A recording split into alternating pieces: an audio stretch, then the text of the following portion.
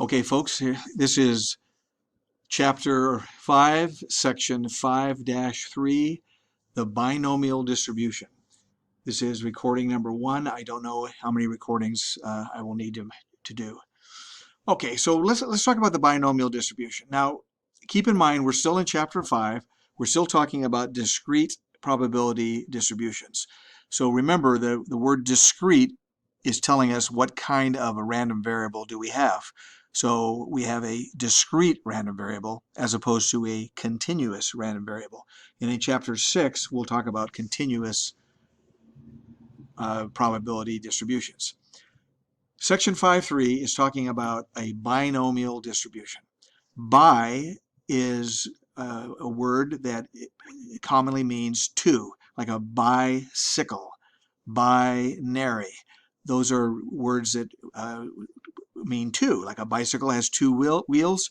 Binary, in computer programming, we talk about binary numbers. That's a 0 or a 1. There's only two numbers, 0 or 1. So binomial means there's only two possible outcomes. Okay. Now, the author does a good job, as usual, talking about this. And he says, listen, many types of probability problems have only two outcomes, like the classic example, flipping a coin, heads or tails.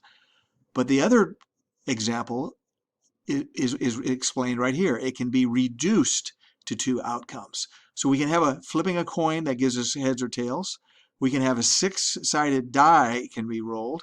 It can come up with an odd or even number. So you wouldn't think of rolling a die as being binomial, but it can be. You make it odd or even. As long as there's only two possible outcomes, it can be modeled as a binomial distribution. True, false, pass, fail, things of that sort. Okay, so I'll let you read the rest of this. He gives you some other examples of various things that can be considered as a binomial distribution. Okay, as always, we need to have some vocabulary, make sure we're all saying things and meaning the same thing. So a situation like this that we just discussed are called binomial experiments. Sometimes people will say oh, here he is, right here. Each repetition of the experiment is called a trial. So the experiment is kind of the generic term. For example, we might say, hey, flipping a coin, that's the experiment. Each time you do it we call it a trial. Each time you flip the coin, we call it a trial. So there are certain requirements for a binomial experiment. I'm going to let you read these. However, I do want to point out number 3 has a little bit of a nuance to it that might not be obvious. It says the outcomes of each trial must be independent of one another. So what that means is that if you're doing any sort of sampling, the sampling must be done with replacement. You remember we talked about replacement before in the context of, for example, picking a coin.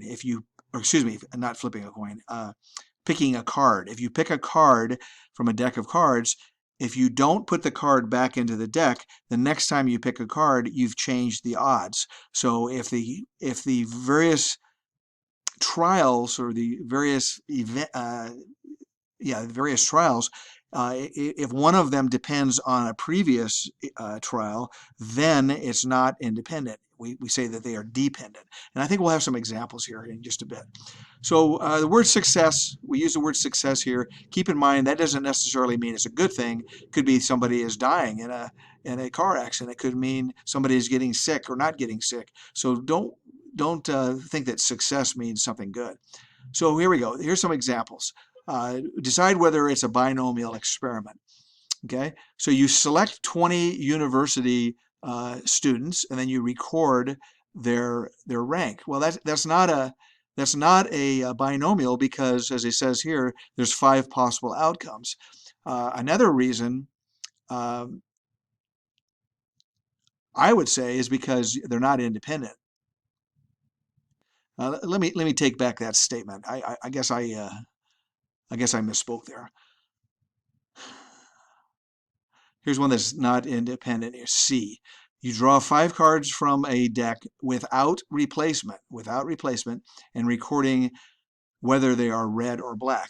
So if you record whether they're red or black, that sounds on on first glance, that sounds like it's binomial, right? It's either red or black. Therefore, there's only two outcomes. However, they're not independent because you did not replace them.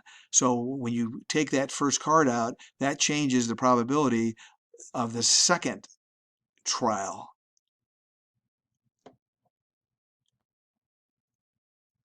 Okay, so like I mentioned so many times, work through these examples, put them in your own words, make sure you understand each of these examples. If you don't understand the examples, for sure you're not going to understand the exercises, because the examples walk you through it point by point. Let's see here. Yeah, here's another one. Recording the number of children. Well, if the number of children is a potential outcome, is the random variable, well, there's more than two possibilities, so it's not binomial. Okay, so here's the point we're getting at. The point we're getting at is that a binomial experiment and its results give rise to a special probability distribution called the binomial distribution. This one is used so much that is one that you really need to have this one at your fingertips. Okay, so the outcomes of a binomial experiment, the corresponding probabilities, just like before, we talked about what a probability distribution is. It's called a binomial distribution. It's the outcomes of a binomial experiment and the corresponding probabilities of these outcomes. Typically, what we'll say is the outcomes are usually classified as successes or failure. So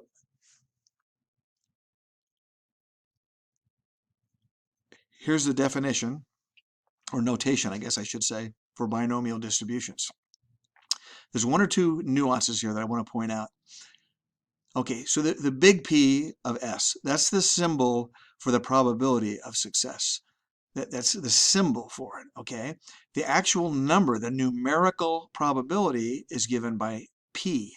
So PS might be, for example, the probability of getting ahead when you toss a coin. Little p here, that's the numerical probability of a success. Well, that's 1/2. The numerical probability of tossing a head is 1/2 or 50% or 0.5, however you wish to express it. Similar remarks apply to PF.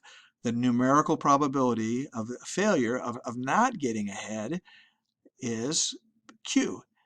Well, can you see why the numerical probability of a failure is going to be 1 subtract P is equal to Q? Because if you don't have a success, you must have a failure, because this is binomial. Bi, again, means only two outcomes. So you either have a failure or you have a success. Now, we're going to see in the next section, there's kind of a similar type of a distribution where instead of having only two possible outcomes, you can have more than two outcomes. That's called a multinomial distribution. And we will see that the binomial distribution is just a special case of the multinomial distribution. But we're going to do this binomial first, just to kind of make sure we understand how this works, okay? So little n here, that's the number of trials. X is the number of successes in n trials. So X has to be greater than or equal to 0. You can have 0 successes, obviously, and it has to be less than or equal to little n. So you could have a situation where you had 0 successes, that the number of successes could be 0, or they could all be successes. So you flip a coin 10 times, n is 10. If you say that I want to have a success as being getting ahead, well, you could have 0 heads, you could have 1 head, you could have 2 heads, you could have 3 heads after you flip it the 10 times. Okay, so now look at this formula. It makes you crazy, right? It absolutely makes you crazy. However, I claim that once we dig into this, do one or two examples, if you do what I tell you to do, if you follow my advice, you'll see it's not as hard as it looks. So big P of X, what is that saying? What's this? We call this the left-hand side. We call this the right-hand side of the equation. So the left-hand side, it's saying the probability of exactly X successes. Okay, so let's take a look down here at the example. you've tossed the coin 3 times. Find the probability of getting exactly 2 heads. So for this experiment here, you toss it 3 times, so little n is 3. This big X here, that's the problem. We want to know what's the chances of getting exactly 2 heads. So in this context down here, this example, this big X is 2. Remember, X is not head. X is not tail. X is not fail of getting an F on the exam or not getting an F on the exam. X is not, the outcome. The outcome is is binary. There's only 2 of them. It's success or failure, heads or tails, get well, get sick, live or die. Okay, X is the number of times that it happens. So X is kind of like counting. You're counting how many successes you have. So in this situation down here, X is 2. You want to know what is the probability of getting exactly 2 heads. Okay? All right, so I guess what he's doing here is he's trying to do this example the hard way without using the formula. So let's go ahead and do that. The probability of getting exactly 2 heads. Okay, you look at the sample space. There's 3 ways to get 2 heads. You toss the coin 3 times. You can get head, head, head. You can get head, head, tail, and so forth. So these are the 3 ways that you get 2 heads, and that's a total of 8 possible outcomes in the sample space. 1, 2, 3, 4, 5, 6, 7, 8. So 3 out of 8 is the probability of getting exactly 2 heads. Okay, but now what we can do is we can look at this and say, well, you know what? This is a binomial experiment, and here's the formula for a binomial experiment. Let's make sure that we're right here. Let's take the criteria. Criteria means the requirements, basically. Let's look at the criteria, and let's see if it meets the criteria or not. This little example right here. There's a fixed number of trials. There's 3 of them. There's only 2 outcomes for each trial. You get a head or a tail. The outcomes are independent. The outcome of one toss in no way affects the outcome of another toss. Another way of looking at that is we're tossing the coin with replacement. In other words, if you get a head, you don't say, well, you can't get head again. Let's see. The probability of success, in other words, getting a head, is 1/2 in each case. That way it doesn't change. So we could take this information and take, n is equal to 3, x is 2, and so forth, plug it into this formula up here. When you plug it in, this is what you get, and you get the exact same answer. Now, I want you to follow my advice. I have never lied to you. The author right here, he doesn't write down the formula again.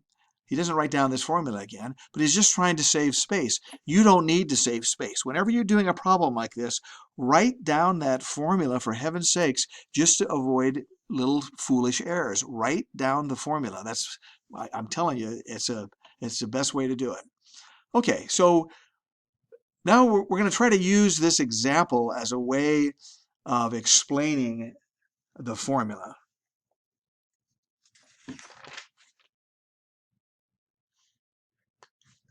All right, so first we know that there's 3 ways to get exactly 2 heads, and 1 way, there's 3 ways to get exactly 2 heads and 1 tail from a possible 8 ways.